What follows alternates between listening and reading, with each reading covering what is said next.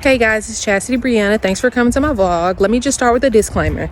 If the sun and the wind start hating on me, please bear with me because it's too pretty to be inside. I just had to be outside. Plus, I'm getting my steps in and, killing two birds with one stone. Well, today I'm going to talk about the glucose test for pregnancy because, mommy and me. A lot of people said they didn't know that the glucose test was optional. There's no harm in the glucose test, but there's benefits in it. Benefits of taking the glucose test. Well, one, you'll know if you have gestational diabetes. It sounds so scary, but it's really not. Most times if you are diagnosed with gestational diabetes, they are resolved after you have your baby. But if you have another baby and you had gestational diabetes with this one or a previous one, that probably means that you might develop it again unless you, change your eating habits or, become super active. Anyway, it's kind of just like regular diabetes. Your sugar's too high. You might have to take insulin, or you might can just adjust your diet and, get it under wrap. So it's normally done between 24 weeks and 28 weeks. Sometimes they do it sooner if you're high risk, which means like you're overweight or you got high blood pressure or something, or sometimes they just wait to the end. So I took mine at the very end, like the last week where it's recommended, 28 weeks.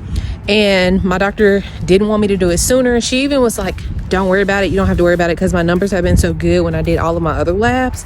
So I passed, yay. But, that's not something you think is optional. You just hear people saying, oh, I gotta take this nasty test, I gotta drink this nasty stuff, I gotta wait a few while, I can't eat, and then I gotta get my blood drawn.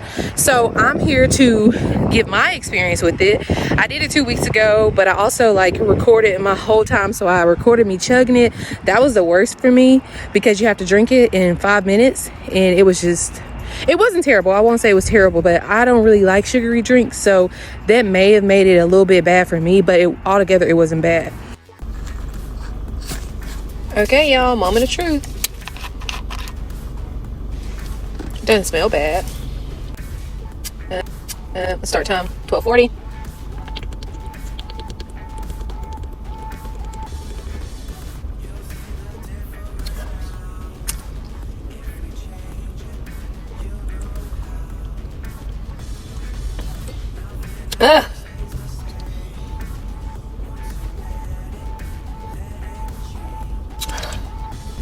Done. Oh, it wasn't that bad, but anyway, tip number one, I'm gonna recommend that if you know your test is coming up, have your doctor give it to you the appointment before so you can be getting it cold. Also, so that you won't be in a waiting room waiting for an hour until they can draw your blood. So for me, my doctor suggested it.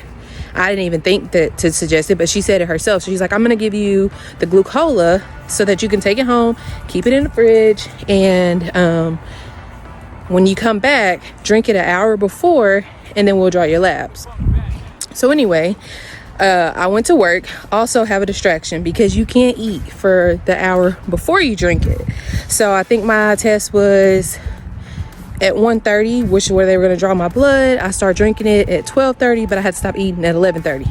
So if you have a bunch of cravings and you got to eat every few hours, I would suggest doing it on a day that you got some distractions so you won't have to think about eating or not eating. One, put it on ice, not pour it over ice, but keep it really cold. Two, get it soon enough so that you don't have to wait in the waiting room to get your labs drawn. And three, pick a good flavor. They have different flavors, and your doctor might not. So let me not say that your doctor had different flavors, but mine did. She had 3 options, and I did the fruit punch. If you do develop gestational diabetes, there are some things that you can do to treat it. So being active, and I talked about that on another vlog, that being active during your pregnancy has so many benefits. It has so many benefits if you're not pregnant, but of course it's got tons of benefits if you are pregnant. So gestational diabetes being one, it can either prevent it because you're keeping your body under wraps, or it can minimize it if you've already got it. Also, changing your diet. Another thing that's great if you're not pregnant, but definitely great if you are pregnant, because your baby need all that nutrients. And if you got gestational diabetes, you want to make sure your blood sugar is not too high, because if it's high, then you could be at risk for having a huge baby, and who want to push that out?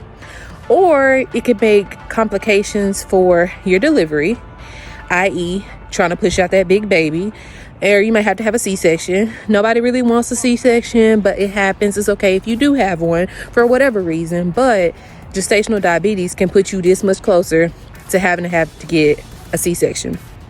Also, it can make your baby have diabetes post-delivery. So you want to make sure that you ain't passing nothing on to your baby and doing the right things by your body and by your baby. But if you do get gestational diabetes, it is not the end of the world. Like I said, 9 times out of 10, it resolves itself. So that's all I got for gestational diabetes. No worries.